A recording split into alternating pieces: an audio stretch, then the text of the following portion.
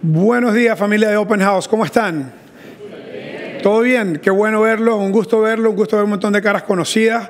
Los extraño un montón, a los que no veo hace mucho tiempo, los que son nuevos y que no conozco y no me conocen, mucho gusto. Yo soy Julio González y fui parte del equipo que ayudó a lanzar toda esta cosa que se llama Open House, y me encanta ver esta sala llena de personas, porque de esto siempre se ha tratado, de ayudar a las personas a seguir a Jesús. Algunos de ustedes saben, y los que no saben, hace 1 año y medio me mudé con mi familia de regreso a Atlanta y hemos estado ahí todo este tiempo súper bien, pero estoy demasiado feliz de vez en cuando poder venir y compartir con ustedes. La verdad me hace un montón de falta no solamente compartir con ustedes, pero también no solamente compartir desde aquí, sino también ver a mis amigos, al equipo, a todo esto aquí. Pues como nos mudamos a Atlanta, ustedes saben, yo tengo 3 hijos y los chicos, nosotros, de hecho, la mayoría de la parte los tiene Ashley, pero bueno, los tenemos los dos. El punto es que mis hijos crecieron en Costa Rica y en Estados Unidos, ahora que llegaron allá, hay un montón de deportes. Hay un montón de deportes, hay una diversificación de deportes tenaz, un montón. De hecho, hay un deporte que no sé si ustedes conocen, siempre se me olvida el nombre, y es que juegan con un palo que tiene una canasta y tiran la bola. ¿Cómo es que se llama eso? Lacrosse, sí, gracias, porque todos los días me lo dicen y se me vuelve a olvidar. Lacrosse, como la camisa, no hay una camisa que se llama así. Bueno, el punto es que hay una camisa de lacrosse y un alligator, un cocodrilo. Bueno, el punto es, creo que no se llama así, Lacoste más. Ya le cambié el nombre a la camisa. Pero bueno, vean, el punto es que yo le dije a mis hijos, por favor, jueguen el deporte que quieran, pero esa carajada, por favor, no la jueguen, ¿ok? Entonces, bueno, me han criticado un montón porque se supone que hay una liga súper fuerte y se da muy dura, en fin. El punto es que aquí en Costa Rica hay un deporte. ¿Cuál es? Y un solo equipo que lo sabe jugar, que se llama... Oh, my gosh. Yo no dije eso, ¿ok? Yo no dije eso. Yo dije un solo equipo que sabe jugar y es el de usted, ¿ok? Así que los manudos, perdonen que hay tantos aprecistas aquí, vamos a tener que empezar a seleccionar un poquito mejor. Pero bueno, no, mentira. No. Entonces, como en Costa Rica hay un solo deporte y muchos equipos que lo juegan muy bien, aprecistas, mis hijos pues obviamente crecieron jugando fútbol. Entonces llegaron allá a Estados Unidos y entonces empezaron a agarrar diferentes deportes, y Liam, el segundo, dijo, en cierta forma, como que vio a su hermano mayor, Lucas, que le estaba yendo muy bien en el fútbol y se ganaba todos los premios y todo eso, y él jugaba bien, pero no tanto. Él dijo, ¿sabes qué? Este es mi momento, voy a encontrar un nuevo deporte. Entonces agarró a jugar básquetbol, ¿ok? ¿Algún basquetbolista aquí? ¿Algún basquetbolista? ¿Hay 1, 2? Obviamente, está en Costa Rica, 3 por allá. Entonces el punto es que Liam empezó a jugar básquetbol hace 1 año y medio que llegamos y empezó a entrenar. Teníamos un hoop, un tablero en el vecindario donde estábamos, entonces yo iba con él y yo jugué básquetbol, jugué básquetbol, pero no así mucho. Mi deporte también fue el fútbol, mi principal deporte. Entonces, bueno, le enseñé ahí lo que podía. Luego empezó el campeonato, la liga de la escuela, ¿ok? Y al final, de 3 meses después de temporada, se ganó el premio del jugador con mayor progreso, que es otro nombre para el peor jugador, que ahora le dan premio, ¿ok? Se ganó el premio al jugador con mayor progreso. O sea, le dieron un premio al MVP, un premio al jugador defensivo, un premio al jugador no sé qué, el jugador de mayor progreso, Liam, para ti, ¿ok? Está bien, primer año jugando, estos chiquitos tienen 4 o 5 años jugando, pero ojo la historia, ¿verdad? La siguiente temporada que acaba de terminar, lo que sucedió fue esto. Liam dijo, ok, me falta mucho, y empezó solo en la casa con videos de YouTube, ¿verdad? A driblar, a hacer todas las cosas, ¿verdad? Y a trabajar y trabajar. Decidió no meterse a otro deporte porque cada 3 meses hay una nueva temporada de un nuevo deporte, y decidió, yo me voy a quedar con el básquet, voy solamente a jugar básquet. Empezó a ir a un lugar donde iba a jugar, y en la siguiente temporada, que acaba de terminar, 1 año después, se ganó el premio de jugador más valioso. O sea, que tuvo un verdadero progreso, que pasó de ser el peor jugador del equipo, una temporada después, el mejor jugador del equipo. Y la verdad yo lo vi vez tras vez, entrenando solo, buscando todas las formas de mejorar. Ahora, el muchacho ahora cree que es LeBron James, ¿verdad? Él está aquí en las nubes, cree que es lo mejor, y no solo eso, y eso ya un poquito de vergüenza me da contarle, uno no se avergüenza de los hijos, ¿verdad? Pues es que ese muchacho cree que LeBron James es mejor que Michael Jordan. Y tal vez usted no jugó básquetbol porque estamos en Costa Rica, pero aunque usted no haya jugado básquetbol, usted sabe que no hay ninguno mejor que Michael Jordan, ¿sí o no? ¿Verdad? Entonces, yo decidí que ese va a ser un tema, casi le quito el apellido, casi lo echo de la casa a los 14 años, pero yo dije, ¿sabes qué? No, como usted es terco, como el papá, no vamos a discutir, vamos a agree to disagree. Michael Jordan es el mejor. El punto es que él cree que ya están todas y luego la vida tiene una forma de hacernos humildes, ¿verdad? Entonces, tuvo un muy mal partido hace varias semanas, tuvo un muy mal partido y nada le salía, nada le funcionaba, estaba re frustrado. Entonces yo le dije, vea, yo le voy a enseñar básquetbol, a pesar de que el básquetbol no es mi deporte. Le dije, le voy a dar los fundamentos del básquetbol, lo esencial en el básquetbol. Porque usted cree que porque tiene 1 año y medio jugando y porque le dieron un premio de MVP, usted cree que eso sea todo. Pero lo que usted necesita hacer es lo siguiente. Y lo llevé al gym y empezamos a entrenar. Tiene que practicar driblar, porque no tiene dribbling con la zurda. No tiene ningún dribbling con la zurda. Tiene que aprender a hacer finta. La finta es esencial del básquetbol, ¿ok?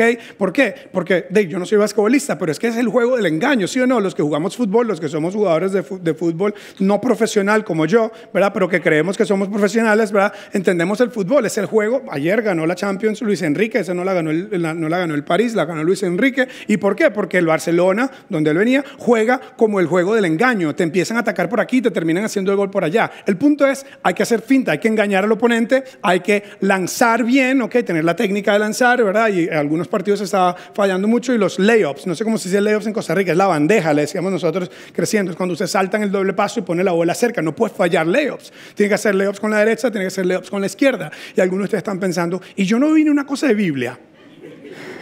¿Por qué me están hablando de eso? Mi conversación con Liam fue, tienes que ser muy bueno en lo fundamental, en los fundamentals, en lo esencial. Y después vas a poder ser la estrella y vas a poder hacer los adornos. Cierto que es lo mismo en cualquier disciplina. Imagínate que estás aprendiendo guitarra y aunque tengas 1 año y medio tienes que entender cuáles son los esenciales de la guitarra y eventualmente podrás hacer algunos adornos. O en los negocios, ¿ok? En los negocios, mira, cliente cash, ¿ok? Cliente cash, eso es lo fundamental en los negocios y eventualmente podemos hacer una mesa de ping-pong si quieres en el salón, pero lo esencial es lo esencial. Y cuando yo le dije a Liam todo esto, me dijo en su actitud de hombre de pocas palabras, me dijo, pa, usted no sabe nada de básquetbol, usted sabe de fútbol. Entonces no me escuchó, sin embargo, después logré convencerlo y empezamos a trabajar un poquito en los esenciales. El punto de esto es que en Open House hemos estado hablando en las últimas semanas, la serie que hemos estado habla justo de eso, de los fundamentales del cristianismo. ¿Qué es esencial en el cristianismo? Es lo que estamos preguntando. ¿Qué es ese dribbling, lanzar, fintear para el cristianismo? Para que nos aseguremos que antes de enredarnos en los adornos, en lo periférico, que estemos muy, muy claros en qué es esencial. Otra forma de hacer esta pregunta es, ¿qué debe creer una persona? ¿Qué es lo esencial que tenemos que tener muy claro, que tenemos que creerlo, que tenemos que asimilarlo para poder ser un buen seguidor de Jesús? ¿Por qué? Porque han pasado 2000 años del cristianismo y el cristianismo ha tenido muchas cosas alrededor, periféricas, que a veces se meten a hacerle daño a lo que es esencial. Otra forma de pensar esto es como esta botella de agua, ¿ok? Esta botella de agua es parte de mi material de apoyo, no es solamente para tomar agua, aunque probablemente vaya a tomar. El punto es que esta botella de agua, la mayoría de las botellas de agua en los últimos años vienen así, ¿verdad? Como esta. ¿Qué es lo esencial de este producto que yo tengo aquí? ¿Qué es lo esencial? ¿El plástico a su alrededor o la botella o la forma de la botella o lo que está adentro? El agua, ¿cierto? El agua es lo esencial. Cuando yo compro una botella de agua, estoy comprando agua, no estoy comprando necesariamente la botella y con el tiempo, si pensamos hace 50 años, la mayoría de las botellas eran de vidrio. Ahora, algunas son de plástico y cada día menos botellas son de plástico. Aquí está una de vidrio. Algunos de ustedes tal vez si tienen si están dispuestos a perder todos los ahorros de su vida en una botella de agua, compran una de estas, ¿ok? Y igual, el agua que está aquí versus el agua que está aquí no cambia, ¿ok? Lo único que cambia es lo de afuera, lo periférico, ¿ok? Pero lo esencial es lo que está dentro. Y algunos de ustedes son un poquito más finos, ¿verdad? Entonces, tal vez toman un agua de estas, ¿verdad? Ahí sí, ¿verdad? Totalmente quedamos limpios, pero disfrutamos. Y otra vez, esta agua tiene un poquito de gas, etcétera, pero bueno, creo que la mayoría, todas las San Peregrino tienen gas, ¿verdad? Hay otra marca que trae la con gas y la sin gas. El punto es que al final es agua lo que tú quieres, Lo esencial es el agua, aunque le pongan un color diferente, una botella diferente. Y esto no es necesariamente una división socioeconómica, ¿okay? Es simplemente ilustrar la idea de que hay algunas cosas que son esenciales y algunas cosas que son periféricas. El mensaje del cristianismo es esencial y no cambia, pero a través del tiempo las iglesias han ido cambiando algunas de sus metodologías. Eso es muy importante porque eso es justo lo que decidimos hacer en Open House en el 2010, 2011, cuando lanzamos esta iniciativa, este proyecto que se convirtió en esta comunidad que tenemos hoy, y creemos que sigue siendo muy importante que esté hoy para llevar el agua de una mejor manera, de un mejor método, lo mejor que podamos, pero al final, ¿qué es lo que es esencial? Y de eso es lo que se ha tratado esta charla. ¿Qué es eso de driblar y lanzar y fintear? ¿Qué es eso de parar en el fútbol, para que me entiendan? Parar la bola, pasar la bola, chutear. ¿Cuáles son esos esenciales del cristianismo para que nos aseguremos que llevemos bien el mensaje y que no dejemos que lo periférico se convierta en lo más importante, sino que lo más importante sea lo esencial, el mensaje? De hecho, si no le ponemos atención a esto, lo que va a suceder con nosotros y lo que sucede usualmente es que lo cultural y lo periférico comienza a hacerse más importante que lo esencial. Y esto yo lo he visto vez tras vez porque yo crecí en la iglesia desde que estaba muy, muy chiquitito. Ahorita les voy a hablar más de eso. Cuando lo cultural y lo periférico se impone como esencial, las buenas noticias, ¿se acuerdan? Los que crecieron en la escuelita dominical o en el catecismo, en la escuelita de la iglesia católica, que le enseñaban en Navidad, el ángel apareció. ¿Y qué dijo el ángel? ¿Cuál fue el mensaje del ángel? Buenas nuevas, buenas noticias. Les traigo buenas noticias para todos. ¿Okay? Y desde ese entonces y después del texto que les voy a mostrar hoy con Pablo, el mensaje del cristianismo se trata de buenas noticias para todos. ¿Okay? Y esas buenas noticias, cuando nosotros dejamos que lo cultural, lo periférico, lo que no es esencial, se meta adentro y empiece a dañar la cosa, el mensaje, las buenas noticias del cristianismo dejan de ser buenas noticias para alguien. Y eso es algo que tenemos que tener mucho cuidado, y por eso ha sido el propósito de toda esta serie. De hecho, cuando la opinión, usualmente la forma en que lo periférico se comienza a mezclar y a meterse en lo esencial es la opinión de alguien. La opinión de alguien, y usualmente un líder. Y usualmente un líder un poquito tóxico o una líder un poquito tóxica que comienza a decir, esto es lo que yo creo, esto es lo que hay que hacer, y comenzamos a ejecutar algo que se supone que debe ser esencial basado en la opinión de alguien que es realmente periférica, no es necesariamente un esencial bíblico o de Dios. Entonces, cuando la opinión de alguien se convierte en dogma, se impone como dogma y se mezcla con mal liderazgo, aún peor, la iglesia que debe construir puentes termina construyendo barreras. La iglesia que debe construir puentes cuando nos olvidamos del agua y nos enfocamos en la botella y ojo, queremos tener una buena botella, pero cuando dejamos que eso se comience a mezclar en diferentes cosas, terminamos, en lugar de construir puentes, construyendo barreras. Te voy a dar un ejemplo de esto. Y por cierto, la progresión de esto es la opinión de alguien, mal liderazgo se convierte en dogma, comenzamos a crear una barrera y lo que sucede, la forma como esto se expresa para las personas es la gente se comienza a sentir juzgada, comenzamos a juzgar, rechazamos y deshumanizamos. Las personas comienzan a sentirse juzgadas. Y cierto que todos podemos sentarnos a hablar de una historia donde sentimos que la iglesia que nos debía ayudar y construir un puente, en cierta forma, nos hizo sentir un poco mal o juzgados. Y eso es parte que ha sucedido a través de toda la historia de la iglesia. De hecho, y a mí me tocó por 4 años de bachillerato y 3 años de seminario, 2 años de seminario, estudiar un montón de la historia de la iglesia, de todas las religiones, y todos sabemos, incluso los que crecimos católicos saben, la idea de que en algún momento el cristianismo, en la era medieval, el cristianismo comenzó a hacer una guerra santa. Vean esas dos palabras. Estas dos palabras que están aquí están asociadas con el cristianismo. Guerra santa, reconquistar Jerusalén. ¿Ok? Inquisición, algunos de ustedes probablemente han escuchado, han leído acerca de ese oscuro capítulo de la iglesia donde a través de un completo tribunal de la iglesia se perseguía a personas que estaban pensando diferente y que no se adaptaban al dogma. Ahora, esto no se trata de tirarle piedras a ninguna religión, a la iglesia católica, ni a la iglesia en la que yo crecí, en la iglesia protestante, que es en la que yo crecí. Esto es simplemente decir que si nosotros aquí en Open House No le ponemos atención a lo esencial, a lo más importante. Eventualmente vamos a tener nuestras propias versiones de guerras santas, tal vez no literal, tal vez emocional, tal vez de otro tipo. Eventualmente vamos a tener nuestras propias inquisiciones y nos vamos a olvidar de lo más importante.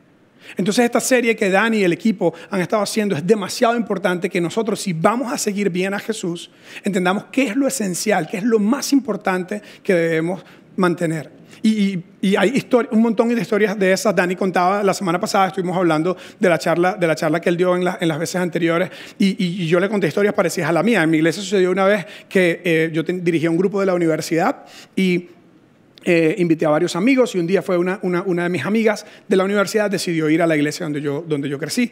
Y ese día vino un predicador invitado de no sé dónde, y ese señor decidió ese día predicar de, ojo a esto, el pudor en la vestimenta de las mujeres. Y porque no habla de más bien algo de los maes. El punto es que mi amiga de la universidad, todas las mujeres en la iglesia andaban en enaguas, porque era así en aquel tiempo, en faldas, enaguas, y entonces el Señor empezó a decir que el pantalón es ropa de hombre y la enagua es la ropa de mujer. Así que todas las que andan hoy en pantalón perdieron, ¿ok? Entonces, pero imagínate, yo estoy ahí con mi invitada que quiere acercarse a Dios. Y lo que escuchó, vamos a 2 láminas atrás, lo que escuchó la hizo sentir a ella juzgada, la hizo sentir rechazada. Y el Señor que estaba hablando no le importaba quién era la persona que estaba ahí, no lo trató necesariamente como un ser humano, sino que dijo, ¿verdad? Están incitando a los hombres a pecar, ¿cómo se llama? A la codicia, como si necesitáramos algo que nos incitara, ¿verdad? El punto es que mi amiga se sintió increíblemente juzgada, rechazada y deshumanizada. Entonces tenemos que tener mucho cuidado para que nos aseguremos nosotros que eso no suceda, y de eso se ha tratado toda esta serie de charlas. Entonces hemos estado diciendo que es esencial en el cristianismo, y repaso corto de las últimas 3 charlas de esto. Número 1, lo primero que dijimos es Jesús es el Hijo de Dios y es nuestro Rey. Y eso, de hecho, va a estar conectado con el esencial de hoy. Le vamos a dar como un doble clic a esto y va a estar muy conectado con el esencial que les traigo hoy. El segundo fue, Jesús definió el pecado como fallar en amar a Dios y a los demás. Cada vez que nosotros pecamos, ese pecado lo podemos reducir a no amar a Dios y no amar a la otra persona, o no amarnos a nosotros mismos incluso. Cuando pecamos en contra de nosotros, en contra de otra persona, estamos fallando en amar a la persona, porque el amor no actúa mal. El amor es lo máximo, y el amor siempre actúa de la mejor forma para la otra persona. Así que cada vez que nosotros pecamos, lo podemos resumir. La mínima expresión del pecado es: no estamos amando bien a alguien, no estamos amando bien a la persona que nos ofendió, no estamos amando bien a lo que sea en nuestras vidas. La tercera fue la semana pasada, cargadísima, va a ser la última charla. Jesús prometió justicia al final y nos invita a confiar en Él en el proceso. Si estás sintiendo que te ha pasado algo que ha sido injusto, que no te mereces, la vida es súper dura en este lado del mundo, y Jesús no prometió que la vida iba a ser justa aquí. Él prometió justicia al final, y en el mientras tanto nos invita a confiar en Él, a que sepa que Él nos está llevando. Si estás pasando por un muy mal momento, te invito a regresar a escuchar esta charla, porque se trata todo de que Él te lleva en sus manos y te invita a confiar en Él cuando estamos atravesando momentos difíciles. Y la vida es así, van a haber injusticias, van a haber momentos difíciles, y nuestro trabajo es confiar en Él a través de esas tormentas. Y el de hoy, el que les traigo hoy, el esencial número 4, como les dije antes, está conectado con el anterior. Dice: Jesús murió por mis pecados para reconciliarme con Dios. Esto es esencial. Este es el puro agua. Esto es driblar, fintear y lanzar. Esto es, para los futbolistas, parar la bola, controlar la bola, pasar la bola. Jesús murió por mis pecados para reconciliarme con Dios. ¿Y por qué eso de que tenía que morir? Vamos a hablar más de eso después. Pero lo primero que vamos a hacer es entender de dónde viene esto. Viene de lo esencial, viene directo del Nuevo Testamento, directo de lo que Pablo aprendió de Jesús y de los discípulos. ¿Okay? De hecho, el texto donde vamos a estar es en 1 Corintios capítulo 15. Pablo le escribe a una iglesia que le había ayudado a iniciar en Corinto, y le está dando un montón de instrucciones, y le está dando un montón de incluso regaños. En el libro de Corinto hay un montón de chismes buenísimos para los que les gusta el chisme. ¿Dónde están? No, mentira. Pablo les da un montón de regaños de un montón de cosas, y al final, en el último capítulo, como si estuviese diciendo: no se les olvide lo más importante de todo lo que les dije, lo esencial. driblar, fintear y lanzar, parar la bola, controlar la bola, pasar la bola. Lo esencial que ustedes deben recordar, y luego les dice el texto en 1 Corintios 15, dice, ahora, de todo lo que les he dicho, hermanos, porque creemos que tenemos el mismo Padre, Dios, quiero recordarles las buenas noticias que les prediqué, las mismas que ustedes recibieron y las cuales se mantienen firmes. Lo básico, lo esencial, cliente, flujo de efectivo, parar la bola, pasar la bola. Ya me agarraron el punto. Lo esencial. Y va al siguiente versículo. Pablo dice, mediante estas buenas noticias somos salvos. Si se aferran a la palabra que les prediqué, de otro modo habrían creído en vano. Y les dice cuáles son esas buenas noticias, que les transmití a ustedes lo que yo mismo recibí, que Cristo murió por nuestros pecados, según las Escrituras, que fue sepultado y que resucitó el tercer día. Regresemos un poquito más atrás. Vean qué interesante esto. Esto se convirtió, de hecho, en el primer credo de la iglesia. La iglesia comenzó a crear una especie de sistema de doctrina y el primer credo salió de aquí, de este texto de la Biblia. Después se llamó el credo de los apóstoles y le añadieron algunas cosas. Pero qué interesante esto. Es muy simple, pero muy profundo a la vez. Cristo murió por nuestros pecados y fue sepultado. ¿Por qué creen que Pablo pensó que era importante poner fue sepultado? ¿Por qué creen que Cristo fue sepultado? ¿Alguna idea? ¿A quién sepultamos? A los que se mueren. No era un trick question. Se murió y bien muerto porque lo sepultamos. Pero de 3 días después resucitó. Es esencial, es básico. Yo sé que, sí, yo sabía siempre. Nosotros vemos a Cristo guindado en la cruz a veces en los crucifijos, pero nosotros sabemos que sí, que Cristo murió en Belén, que lo sepultaron en la tumba de José de Arimatea. Algunos tal vez que son un poquito más nerdos como yo, tal vez saben un poquito más. Pero sí sabemos en general que ese es el evangelio. De hecho, la palabra evangelio, no me da mucho tiempo decirle, pero la palabra evangelio es el griego. En griego significa, la primera parte, evan significa bueno, y angelio o ángel, viene de la frase ángel, significa mensaje. Buen mensaje, evangelio. Las iglesias evangélicas, todas esas que juzgan y rechazan, ¿okay? Se supone que tienen que dar un evangelio, un buen mensaje, unas buenas noticias. El evangelio no es más que las buenas noticias. Entonces, las buenas noticias son que Cristo murió. No, pero eso no es bueno, eso es triste cuando alguien se muere. Sí, pero es que es completo.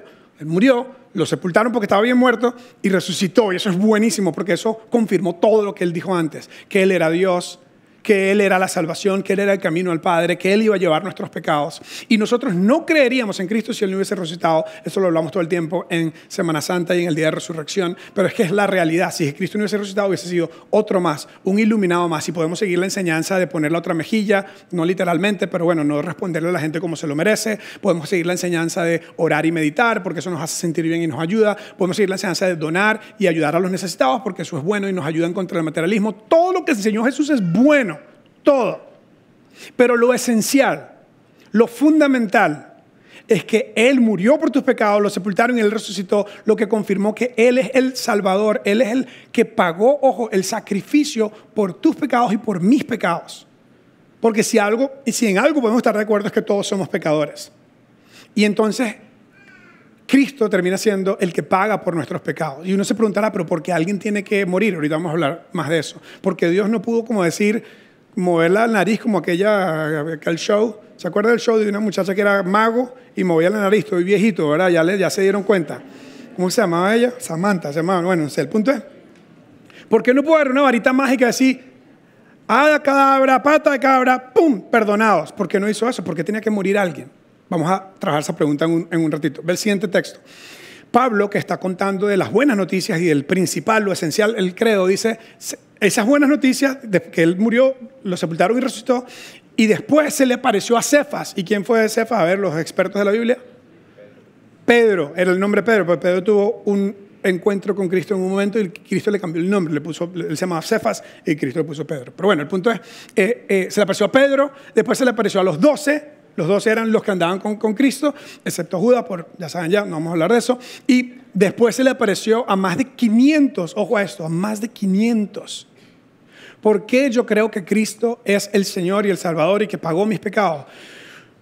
no solo por todo lo bueno que ha sido para mi vida, que ha sido nada excepto bueno, nada más que bueno ha sido en mi vida, pero la razón intelectual que yo decidí poner mi fe en Él es porque hay testimonio de más de 500 personas que dijeron que Él murió, lo sepultaron y resucitó. A más de 500 personas a la vez. Y ojo, Pablo cuando estaba escribiendo esto no habían sido como 100 años después o 200 años después que se convirtió en un mito y se convirtió en una leyenda.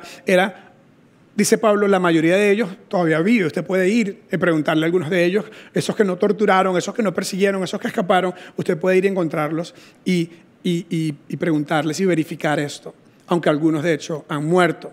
Y el último texto, Pablo dice, luego se le apareció a Santiago. ¿Y saben quién es Santiago? Este Santiago, hay varios, hay 2 Santiagos al menos. Este Santiago es el hermano de Jesús, el hermano menor de Jesús. ¿Ok? Ahora, algunos de ustedes tienen un hermano mayor. Levanten la mano si ustedes tienen un hermano mayor, un hermano masculino mayor. Ahora, los que levantaron la mano, imagínese usted cómo usted se sentiría si un día su hermano mayor le dice, ¿sabes qué, hermanillo? ¿Sabes qué? Yo soy el Señor. ¿Verdad? Sería difícil creerlo. Pues resulta que Santiago tampoco se creyó el cuento al principio y fue uno de los últimos discípulos que hasta la resurrección de Jesús terminó creyendo que lo que mi hermano hacía, yo pensaba que estaba loco, yo pensaba que se metió a hippie, yo pensaba que estaba ahora haciendo como, tú sabes, yoga y no sé qué, y ¿cómo se llama?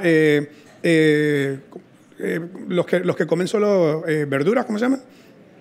Aunque Jesús comía pescado. El punto es, yo pensaba que mi hermano estaba en una onda re loca, pero resulta que sí, mi hermano es quien él dijo ser. Entonces Santiago, Pablo pone ese detalle ahí y después dice, por último, se me apareció a mí como alguien nacido de tiempo, fuera de tiempo, porque él llegó un poquito más tarde a la fiesta y Pablo dice que se le apareció a él también, que fue algo personal para él también. Ahora, hasta ahora, lo esencial en el cristianismo es Cristo murió, fue sepultado y resucitó. Y eso se convierte en el pago por mi pecado, por nuestros pecados. Creer eso es esencial para seguir a Jesús. Si tú vas a seguir a Jesús, puedes seguir sus enseñanzas y te van a ayudar. Pero si vas a seguirle de verdad y tener esperanza de vida eterna, no preocuparte por la eternidad, entender que Él es tu Señor, que Él es todo. Esto es un nivel más. Algunos de nosotros hemos tomado esa decisión de creer que no solo Él es un buen maestro, sino que es nuestro Señor, que es nuestro Salvador, que pagó nuestros pecados. Y es porque este es esencial que viene. Ahora, hay argumentos, como dije antes, históricos y teológicos que yo les podría dar. De hecho, contraté a un investigador especial que se llama ChatGPT y le pregunté cuáles son los argumentos históricos y teológicos acerca de que Cristo murió, fue sepultado y resucitó. Y ChatGPT, como siempre, no falla, ¿verdad? Es un content machine, el testimonio de los discípulos, el cambio radical en los discípulos, el testimonio de mujeres como las primeras testigos, la tumba vacía, ya hablamos de eso, lo pusieron en una tumba y de hecho la tumba está vacía, la conversión de Pablo. Vamos a la siguiente. Después dice la conversión de Santiago, hablamos de esa hoy, el surgimiento del cristianismo en Jerusalén, uniformidad del mensaje en las fuentes tempranas, ausencia de la veneración en la tumba y la explicación más alternativa y más razonable es la resurrección. Y yo pensé cuando ChatGPT me dio todo esto, ¿para qué estudié yo? ¿Para qué estudié yo 2 años de seminarios y ahora todo está en ChatGPT? El punto es que te voy a dar hoy rápidamente la mejor explicación que yo he encontrado, donde Pablo explica esta idea de que Jesús es la justificación de nuestros pecados. Eso está en el libro de Romanos. Vamos a usar otro texto de la Biblia, Romanos 3. Pablo está diciendo, sin mediación de la ley, porque antes el ser bueno delante de Dios, el ser justo delante de Dios se pensaba que era a través de seguir la ley. Hay un montón de temas ahí, la ley de Moisés. Y se ha manifestado, sin mediación de la ley, se ha manifestado la justicia de Dios.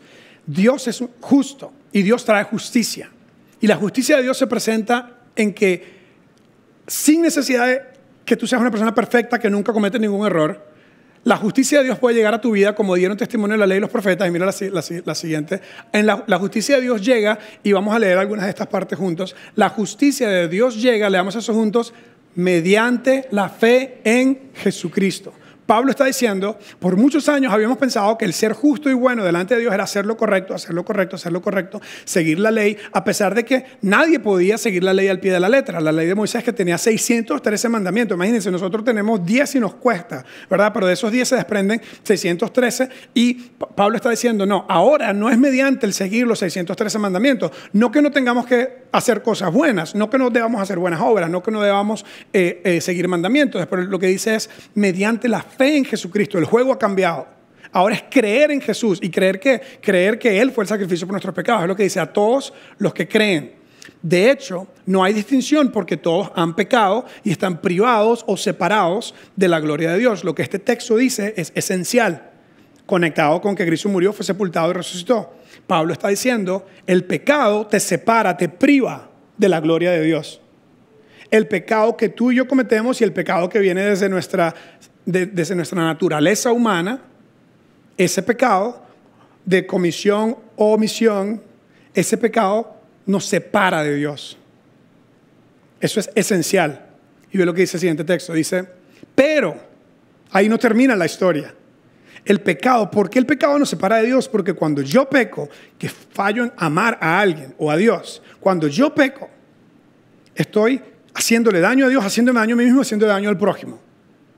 Y eso es injusto, eso tiene que ser arreglado. Pero por su gracia, la gracia de Dios justifica gratuitamente mediante la redención que Cristo Jesús efectuó. Y después Pablo va y habla de que Cristo fue un sacrificio por nuestros pecados. Y esto es un poco extraño. Los que vieron la serie Vikings vieron que sacrificaban a personas de vez en cuando, un poco extraño. Las civilizaciones antiguas hacían sacrificio animal e incluso sacrificio humano. ¿Y de dónde viene todo esto? Porque Jesucristo es como el sacrificio. Ahí está la pregunta, ¿pero por qué? Nosotros los que somos modernos, ¿verdad? Idiosincrasia costarricense, que mataron a un animal para sacrificarlo para el perdón de los pecados. ¿Qué es eso? ¿Por qué tiene alguien que morir? Porque incluso Cristo, si pensamos esta idea un poquito más, incluso ¿por qué tiene Cristo que morir? Porque no de una varita mágica y perdonados todos. Un poco extraño, ¿verdad? ¿Se acuerdan la historia no se acuerdan porque no estaban ahí, la historia del Edén? Adán y Eva pecaron y salieron del Edén. Se pusieron unas hojas para cubrir la vergüenza, porque el pecado trae vergüenza. ¿Y qué hizo Dios? Mató un corderito, dice la historia, y no sé cuánto eso es metáfora y cuánto eso es literal. Mató un corderito y con la piel de los corderitos le hace ropa. Desde ahí viene la idea, y hay algunas otras cosas, las civilizaciones antiguas, la cultura, etc. Siguiente historia, ¿recuerdan Caín y Abel? Caín trae sus vegetales y sus frutas, y Abel trae una ovejita. ¿Y cuál fue el sacrificio que Dios aceptó? El de la ovejita, que se conectaba con Dios al pecado que el ser humano cometió.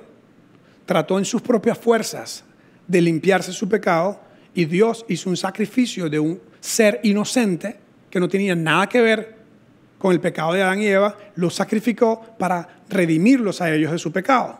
Y luego vino Abel y trajo frutas y vegetales, vegetariano el mae, nada que uno diría, pero mejor aún, no muere ningún animal. ¿Dónde están los derechos de los animales aquí en esta historia? Y Dios dijo, no, es el animal inocente el que cubre, el sacrificio del animal inocente el que cubre el pecado. Y luego viene Abraham, Isaac y Jacob también hicieron sacrificio, pero bueno, sería muy larga esa historia. Moisés. Si usted ha leído el libro de Génesis, maravillosas historias. El libro de Éxodo, demasiado cool, ¿verdad? Es como una película. Y luego llega el libro de Levítico y nos aburrimos, ¿sí o no? Nos aburrimos y no entiendo nada. Que sacrificó un animalito, que sacrificó no sé qué. En el libro de Levítico está todo el sistema de los sacrificios. ¿Y qué tenía que ver el sacrificio? ¿Será que Dios es parrillero? Dios, el mal no, definitivamente no es como que le decimos a los que no comen proteína animal, veganos. Vegano, Dios es vegano, Dios no es vegano, el más full parrillero, ¿verdad? Porque quiere, de hecho dicen, ¿sabe usted que dice que él quiere un aroma? Cuando hacían un sacrificio del animal, subía un dulce aroma a Dios. Y uno está diciendo, pues están locos todos los cristianos, definitivamente están locos. Un dulce aroma. ¿Será que a Dios le gusta el olor de la carne? Bueno, a mí me gusta el olor de la carne si no soy vegano. ¿De qué se trata todo esto? No, Dios no es parrillero, y de hecho la carne quemada, como eran esos sacrificios, los que han tenido que estar en un momento donde vieron carne de un ser humano o de un animal quemada, huele horrible. Lo que pasaba era esto. Uno que había cometido el pecado decía, ese animal que va a morir va a pagar el pecado que me toca a mí pagar.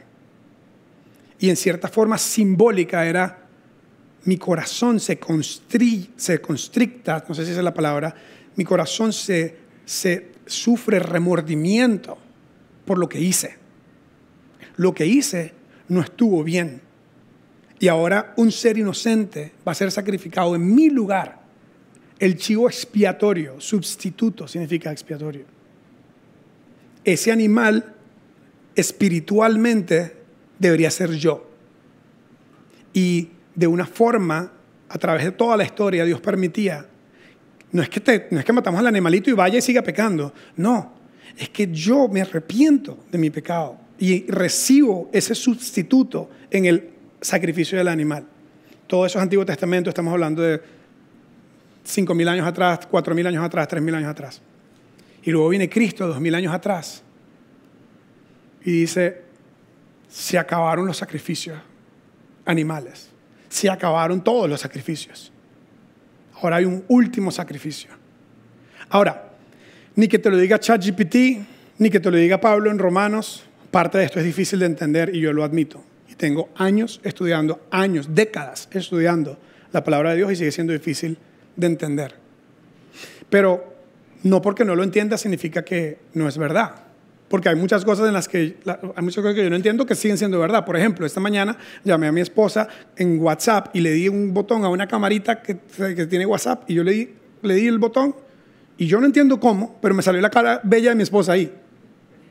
Y tú y yo usamos tecnología todo el tiempo que no entendemos. Sin embargo, la utilizamos. Y déjame decirte, si tú todavía no has puesto tu fe en Cristo y te has arrepentido de tus pecados y has aceptado su sacrificio redentor como el pecado que te tocaba a ti y no lo has recibido de esa forma, estás rodeado de un grupo de personas que lo hemos hecho. Estás rodeado de un grupo de personas que creemos que el pecado nos hace daño a nosotros, le hace daño a la gente a nuestro alrededor, pero gracias a Dios Cristo murió por nuestros pecados y la razón que sabemos que murió fue que lo sepultaron y ahí no termina la historia, resucitó y como Él resucitó todo lo que dijo es verdad, aunque no lo entendamos y decidimos con un espíritu contraído, con un espíritu de humildad, pedirle a Él perdón por todos nuestros pecados y aceptar su gracia, el perdón de los pecados. Y Él es nuestro sacrificio. Y sí, queremos seguir haciendo buenas cosas y a veces no lo logramos, pero Él es el que murió en nuestro lugar. Nosotros recibimos gratuitamente, la lámina anterior por un minuto más, por su gracia, su regalo, recibimos gratuitamente mediante la redención, su muerte, sepultura y resurrección que Él efectuó. Entonces, siguiente texto, ahora sí, siguiente lámina. En su justicia, el pecado debe ser castigado. En su justicia, Dios demanda un pago por tu pecado y por mi pecado. Pero en su gracia, la siguiente, Él mismo dio el pago. Eso es lo que creemos los cristianos. Eso es lo esencial. Y queremos que toda persona debe llegar a un punto donde recibe, donde acepta, donde hace esto algo propio. Que Cristo pagó mis pecados, no los pecados del mundo, sí, los pecados del mundo, pero mis pecados. Y con arrepentimiento vengo a Él y acepto su gracia, la gracia que Él mismo dio. Cuando yo me casé con Ashley, sus hermanos, los dos hermanos de Ashley, nos dieron una pintura, un regalo, un cuadro de Thomas Kincaid que se llama Perseverancia, es un velero saliendo de una tormenta. Y pues fue la única pintura que tengo, de hecho, y iba a decir la única pintura cara que tengo, pero es la única pintura que tengo y no la compré yo. Y no es cara así como de millones, pero vale un par de miles de dólares. Y siempre ha sido como algo que hemos cuidado mucho. Cuando nos mudamos de Costa Rica aquí en el 2010, la trajimos con nosotros. Cuando nos mudamos a Atlanta, la llevamos con nosotros otra vez. Pero cuando vivíamos en Costa Rica, vivíamos en Belén y eventualmente compramos una casa en Huachipelín. Y obviamente cuando nos mudamos, llevamos con mucho cuidado nuestra pintura porque es un regalo especial, la única pintura que tenemos, etcétera. Y Román tenía 4 o 5 años y estaba empezando a aprender a escribir. Y la pintura la teníamos puesta, no la habíamos guindado, la habíamos puesto ahí con un par de cojines y almohadas y no le pusimos algo encima, okay, por error. Y Romancito, 4 años aprendiendo las letras, ¿verdad? Agarró un marcador negro y puso en letras torcidas en la pintura, por dicha no en el lienzo, pero lo hizo en el marco, porque imagínate, esta pintura tiene el lienzo y tiene un marco que también es de tela y luego la madera. En el lienzo, en el marco de tela, puso en letras choretas su nombre, Román, y en ese marco había una placa y una dedicatoria que nos dieron los cuñados. Y Y yo entro al cuarto donde está la pintura y veo a Román sentado en el piso mirándome hacia arriba con un marcador negro. Puse mi nombre. ¿Saben qué hice yo? Le dije, ahora usted me paga esa pintura, niño, le dije. Con 4 años usted me paga esa pintura y no sé cómo vamos a hacer, pero usted me paga esa pintura. No, eso no fue lo que hice yo. Yo hice lo que cualquier papá bueno haría. Le quité el marcador y le dije, Román, eso no se hace, esa pintura es súper importante. Eso no se hace. Y le quité el marcador. ¿Y qué hice? Fui a la tienda y compré un nuevo cuadro con un nuevo marco de tela y reparé yo el problema que él creó. Exactamente igual ha hecho Dios con nosotros. Tú y yo, con nuestro pecado, sea por inconsciencia, sea con premeditación, sea lo que sea, tu pecado hace daño a Dios, hace daño a las personas. Y Dios viene e interviene y dio el pago, dio la justicia. Arregla el problema. Y lo que tú y yo tenemos que hacer es entender el peso de nuestro pecado. Arrepentirnos y aceptar el regalo de Dios. Y de ahí no es que nunca volvemos a pecar, pero comenzamos a seguir a Cristo de verdad. Eso es lo esencial en el cristianismo. Eso es driblar, lanzar, pasar. Eso es parar la bola, controlar la bola, pasar la bola.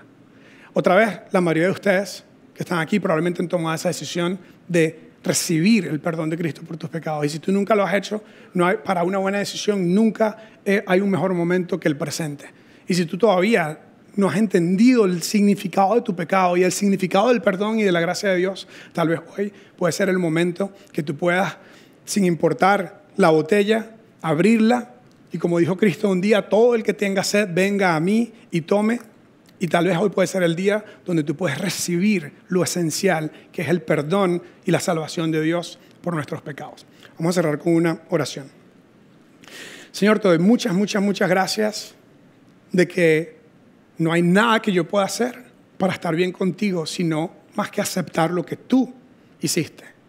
Te doy gracias que tú eres un Padre bueno, que a pesar que nosotros creamos nuestros problemas con nuestros pecados, tú has creado el pago y la solución y nos invitas. Y te pido por todas las personas que están aquí, que ya decidieron seguirte, que puedan seguirte de cerca, que no sea algo deportivo y light, sino que sea un verdadero seguirte. Que cuando fallemos otra vez nos entristezcamos de verdad por el daño que hace. Que recibamos ese sacrificio sustituto que tú hiciste por nosotros. Y los que nunca han tomado esa decisión, que tal vez hoy, tal vez en este lugar, tal vez más tarde, que tomen la decisión de creer que tú eres el perdón y la salvación de todos nuestros pecados. Gracias por un lugar como este donde podemos enfocarnos en lo esencial de seguirte a ti. En el nombre de Jesús, amén. Un gran placer estar con ustedes. Hay un gran equipo de personas aquí preparados para hablar contigo. Si tienes algo que te gustaría hablar acerca de la charla de hoy, gracias por estar aquí. Dios me los bendiga y la próxima semana no estoy yo, pero sigue Open House aquí. Que tengan un muy buen domingo. Muchas gracias.